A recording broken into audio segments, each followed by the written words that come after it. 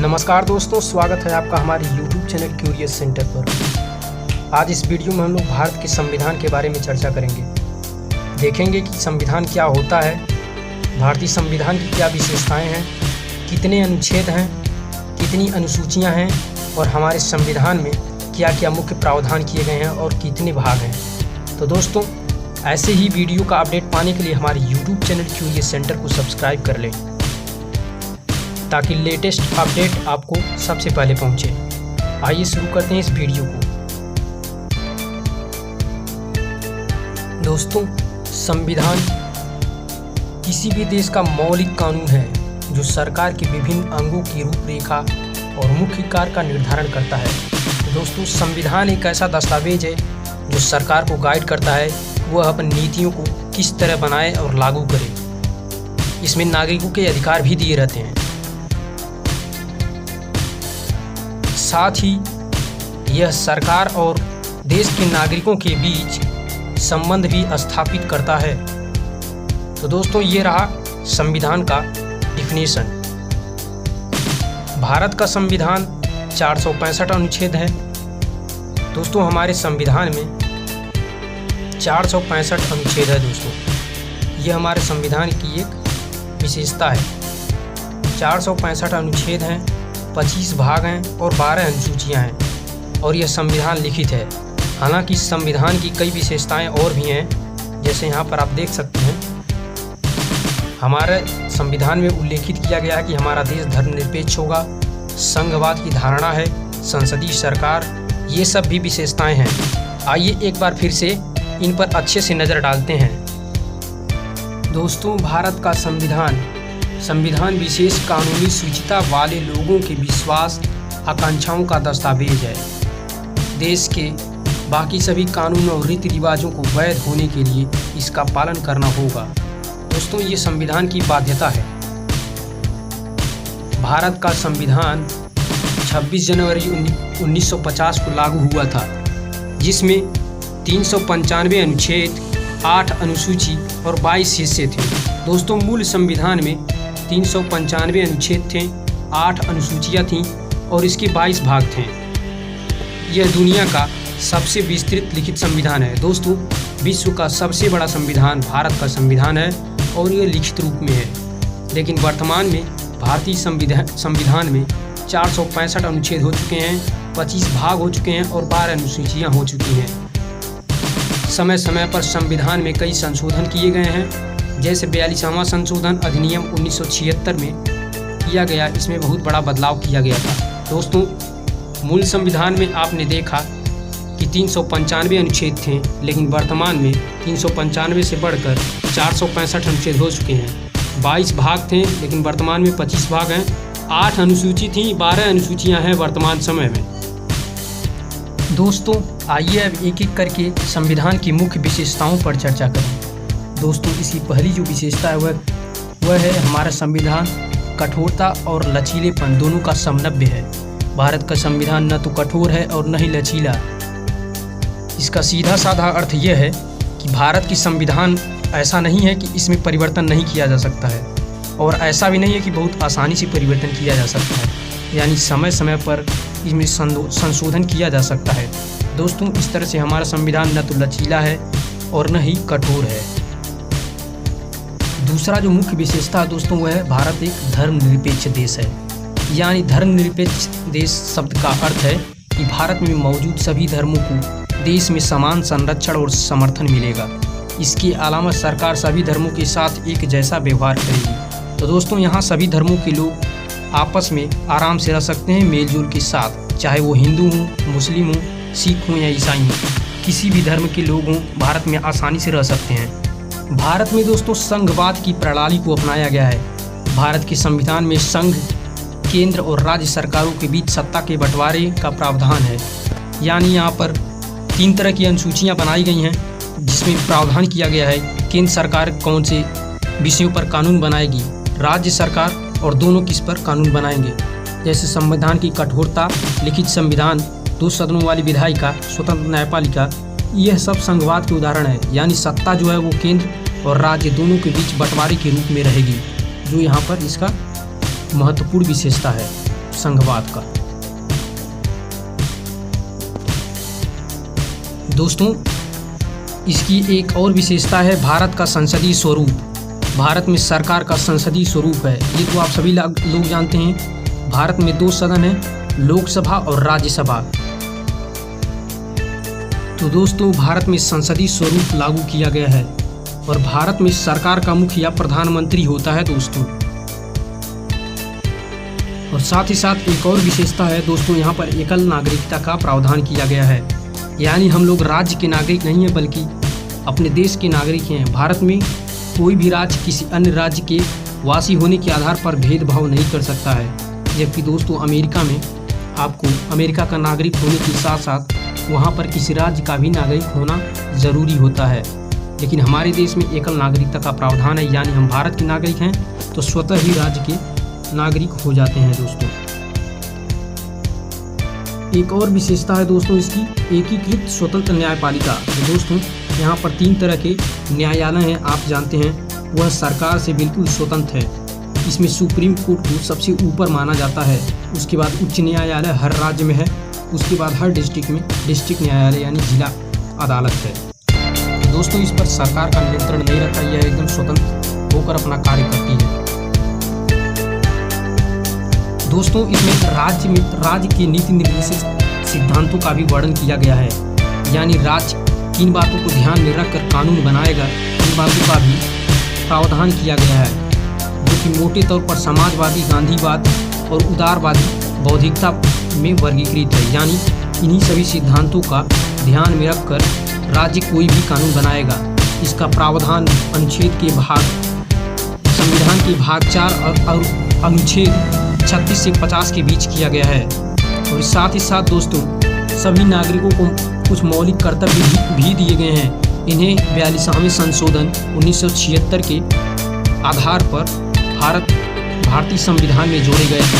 इसमें बताया गया है कि नागरिकों के मूल कर्तव्य क्या हैं, और साथ ही साथ दोस्तों नागरिकों के मूल अधिकार भी दिए गए हैं कि आपको कौन कौन से अधिकार दिए हैं। और साथ ही साथ दोस्तों, एक बहुत बड़ी विशेषता है, भारतीय संविधान में लिखित है सार्वभौम वयस्क मताधिकार, यानी भारत में 18 वर्ष से अधिक उम्र के प्रत्येक नागरिक को जाति, धर्म, वंश, लिंग, साक्षरता आदि के आधार पर बिना भेदभाव किए सभी को मत डालने का अधिकार है। दोस्तों, इसका प्रावधान हमारे देश में शुरू से ही किया गया है। दोस्तों, हमारा संविधान सभी व्यक्तियों को जो 18 वर्ष से उम्र के हैं उन सभी लोगों को मत देने का अधिकार रखता है, चाहे वो स्त्री हो या पुरुष हो या किसी भी जाति धर्म के हों। 18 वर्ष से ज़्यादा हैं तो वो मत दे सकते हैं। और दोस्तों, एक बहुत विशेष प्रावधान किया गया है, आपातकाल का प्रावधान। तो दोस्तों, अगर स्थिति खराब रही, असाधारण स्थिति से निपटने के लिए राष्ट्रपति को खास कदम उठाने का अधिकार है, जिसे आपातकाल कहते हैं। दोस्तों, राष्ट्रपति आपातकाल की घोषणा भी कर सकते हैं। यह देश की संप्रभुता, सुरक्षा, एकता और अखंडता को बनाए रखने के लिए किया जाता है। तो दोस्तों, ये रहे हमारे भारतीय संविधान की कुछ विशेषताएं। अब आइए और आगे भी देखते हैं संविधान के कुछ महत्वपूर्ण तथ्य। दोस्तों, हमारा संविधान बहुत सारे देशों के संविधान को देखकर बना हुआ था। लगभग सभी देशों की अच्छी बातों को हमारे संविधान में समाहित किया गया है, जिसकी वजह से हमारा संविधान बहुत बड़ा हो चुका है। तो आइए देखते हैं कौन कौन सा भाग किन किन देशों से लिया गया था। तो दोस्तों, पहले ब्रिटेन से देखते हैं, यानी अंग्रेजों की इंग्लैंड देश से कौन सा चीज़ हमारे संविधान में लिया गया। तो दोस्तों, नाम मात्र का प्रमुख राष्ट्रपति, जैसे कि वहाँ की महारानी होती हैं, वो नाम मात्र होती हैं, लेकिन सारा काम प्रधानमंत्री के हाथों में होता है। तो यहाँ पर भी दोस्तों हमारे देश में राष्ट्रपति नाम मात्र का होता है, लेकिन सारी शक्ति प्रधानमंत्री के हाथों में होती है। तो ये प्रावधान ब्रिटेन से लिया गया दोस्तों। इसके बाद अब देखें अमेरिका से क्या लिया गया दोस्तों। तो अमेरिका से दोस्तों उपराष्ट्रपति का प्रावधान और साथ ही साथ मौलिक अधिकार, ये सारे जो तथ्य हैं ये सब अमेरिका के संविधान से लिया गया। मौलिक अधिकार वहाँ पर भी वर्णित है और हमारे संविधान में भी मौलिक अधिकार दिए गए हैं। उसके साथ ही साथ दोस्तों, अगर हम USSR यानी रूस की संविधान से जो लिया गया है देखें, तो रूस के संविधान से दोस्तों मौलिक कर्तव्य और साथ साथ पंचवर्षीय योजनाएं जो आर्थिक स्थिति को गति देती हैं, यानी विकास में काम होती हैं, पंचवर्षीय योजनाएं रूस से ली गई हैं। दोस्तों, ऑस्ट्रेलिया से समवर्ती सूची, प्रस्तावना की भाषा, व्यापार, वाणिज्य और मेल जोल के प्रावधान, ये सारे प्रावधान ऑस्ट्रेलिया से लिए गए हैं। और जापान से दोस्तों कानून जिस पर सुप्रीम कोर्ट का सर्वोच्च मत हो, यानी सुप्रीम कोर्ट जो कहेगा वही माना जाएगा सर्वोच्च। तो ये प्रावधान जापान के संविधान से लिया गया है। और जर्मनी से दोस्तों आपातकाल का प्रबंध जर्मनी के संविधान से लिया गया है। और दोस्तों कनाडा से सशक्त केंद्र के साथ संघ की योजना, केंद्र और राज्यों एवं स्थानों के बीच का वितरण, केंद्र के पास बाकी के अधिकार। तो दोस्तों शक्तियों का बंटवारा केंद्र और राज्य में होगा, ये प्रावधान कनाडा के संविधान से लिया गया है। तो दोस्तों हमारा संविधान लगभग सभी देशों के संविधान की कुछ अच्छी बातों को अपने में समाहित कर लिया है, जिसकी वजह से हमारा संविधान विश्व का सबसे बड़ा और लिखित संविधान है। तो दोस्तों आइए अब संविधान के कुछ महत्वपूर्ण भागों पर चर्चा करते हैं। तो दोस्तों भाग 1 जो है अनुच्छेद 1 से शुरू होता है। इस पर दोस्तों संघ और उसका क्षेत्र के बारे में वर्णन किया गया है। इसमें संघ का नाम यानी भारत देश का नाम और हमारे देश के बारे में ही बताया गया है सब कुछ। और दूसरा भाग जो है दोस्तों नागरिकता के बारे में बताया गया है कि हमारे देश में नागरिकता किस तरह और किसको नागरिक माना जाएगा। तो दोस्तों इसका प्रावधान किया गया है। भाग 3 में दोस्तों मूल अधिकार के बारे में चर्चा किया गया है, जो बहुत ही महत्वपूर्ण है। आप सभी लोग जानते हैं मूल अधिकार 6 प्रकार के हैं। स्वतंत्रता का अधिकार, दोस्तों स्वतंत्रता का अधिकार, शोषण के विरुद्ध अधिकार, धर्म की स्वतंत्रता का अधिकार दोस्तों, सांस्कृतिक और शिक्षा संबंधी अधिकार और संवैधानिक उपचारों का अधिकार। ये सारे अधिकार हमारे मूल संविधान में दिए गए हैं दोस्तों। और साथ साथ भाग 4 राज्य के नीति निर्देशक तत्वों के बारे में चर्चा करता है। और दोस्तों भाग 5 जो है वो कार्यपालिका के बारे में बताया गया है। तो दोस्तों ये रहे महत्वपूर्ण भाग। आइए अब थोड़ा हम लोग भारतीय संविधान में जो मौलिक अधिकार दिए गए हैं उनके बारे में चर्चा करें। दोस्तों संविधान के पहले पृष्ठ पर उद्देशिका यानी प्रस्तावना का वर्णन किया गया है, जिसमें लिखा गया है, हम भारत के लोग भारत को एक संपूर्ण प्रभुत्व संपन्न समाजवादी पंथनिरपेक्ष लोकतंत्रात्मक गणराज्य बनाने के लिए तथा उसके समस्त नागरिकों को सामाजिक, आर्थिक और राजनीतिक न्याय, विचार, अभिव्यक्ति, विश्वास, धर्म और उपासना की स्वतंत्रता, प्रतिष्ठा और अवसर की समता प्राप्त कराने के लिए तथा उन सब में व्यक्ति की गरिमा और राष्ट्र की एकता और अखंडता सुनिश्चित करने वाली बंधुता बढ़ाने के लिए दृढ़ संकल्प होकर अपनी संविधान सभा में आज तारीख 26 नवंबर 1949 को एतद द्वारा इस संविधान को अंगीकृत, अधिनियमित और आत्मर्पित करते हैं। दोस्तों यह है संविधान की प्रस्तावना। और इसके साथ ही साथ दोस्तों संविधान में 6 मूल अधिकार दिए गए हैं, जो कि अनुच्छेद 14 से लेकर 32 तक हैं। आइए उनको भी एक एक करके महत्वपूर्ण अनुच्छेदों को देखते हैं, क्योंकि मूल अधिकार सबसे महत्वपूर्ण है। दोस्तों मूल संविधान में 7 मौलिक अधिकार थे, परंतु वर्तमान समय में 6 ही मौलिक अधिकार हमारे संविधान ने हमको दिया है। यह संयुक्त राज्य अमेरिका के संविधान से लिया गया है दोस्तों, बहुत ही महत्वपूर्ण है। संपत्ति का अधिकार जो था उसको लेकर हमारे संविधान में 7 मूल अधिकार थे, लेकिन उसको हटा दिया गया 1978 में, और अब हमारे पास 6 मूल अधिकार बचे हैं। पहला जो है वह समता का अधिकार यानी समानता का अधिकार। अनुच्छेद 14 से 18 समानता का अधिकार है दोस्तों। इसमें आर्टिकल 15 जो है बहुत ही इम्पोर्टेंट है दोस्तों। इसमें प्रावधान दिया गया है, जात, लिंग, धर्म तथा मूल वंश के आधार पर सार्वजनिक स्थानों पर कोई भेदभाव करना इस अनुच्छेद के द्वारा वर्जित है। दोस्तों यह आर्टिकल 15 है, जो कि बहुत ही इम्पोर्टेंट है। इसके अनुसार सभी लोग भारत के समान रूप से सरकार की नज़र में हैं।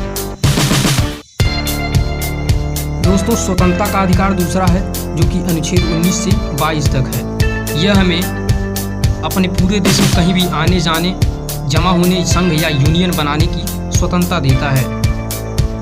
तो यह दूसरा इम्पोर्टेंट मूल अधिकार है। और तीसरा दोस्तों है शोषण के विरुद्ध अधिकार, जो कि अनुच्छेद 23 से 24 के बीच है। ये इसमें कारखानों आदि में 14 वर्ष तक के बच्चों को काम करने का निषेध है। शोषण के विरुद्ध अधिकार है दोस्तों। चौथा जो है धर्म की स्वतंत्रता, अनुच्छेद 25 से 28 तक है। हम कोई भी धर्म अपना सकते हैं और उसका प्रचार प्रसार कर सकते हैं। और पांचवा है दोस्तों संस्कृति व शिक्षा का अधिकार, जो कि अनुच्छेद 29 और 30 है। किसी भी वर्ग के नागरिकों को अपनी संस्कृति सुरक्षित रखने, भाषा या लिपि को बचाए रखने का अधिकार है। और लास्ट दोस्तों बहुत ही इम्पोर्टेंट है छठवां, संवैधानिक उपचारों का अधिकार, जो कि अनुच्छेद 32 से 35 तक है। दोस्तों ये बहुत ही इम्पोर्टेंट है। इसके अनुसार अगर आपके मौलिक अधिकार का हनन हो रहा है तो आप सीधे सर्वोच्च न्यायालय यानी सुप्रीम कोर्ट जा सकते हैं उसके विरुद्ध मामला दर्ज कराने के लिए। तो दोस्तों वर्तमान समय में भारत के संविधान में 465 अनुच्छेद, 25 भाग और 12 अनुसूचियां हैं, लेकिन मूल संविधान में दोस्तों 395 अनुच्छेद थे और 11 अनुसूची थी, और साथ ही साथ संविधान में 22 भाग थे जो कि परिवर्तित हो चुके हैं। ये सारी बातें आपको मैंने बता दिया है। आशा करता हूँ आपको संविधान को लेकर धारणा स्पष्ट हुई होगी और आज से आप संविधान के बारे में सब कुछ जान चुके हैं, एक बेसिक चीज़ जो आम नागरिक को जानना चाहिए। तो दोस्तों हमारे YouTube चैनल क्यूरियस सेंटर को सब्सक्राइब कर लें, वीडियो पसंद आए तो लाइक करें और अपने दोस्तों को भी शेयर करें। तो चलते हैं, नमस्कार, जय हिंद।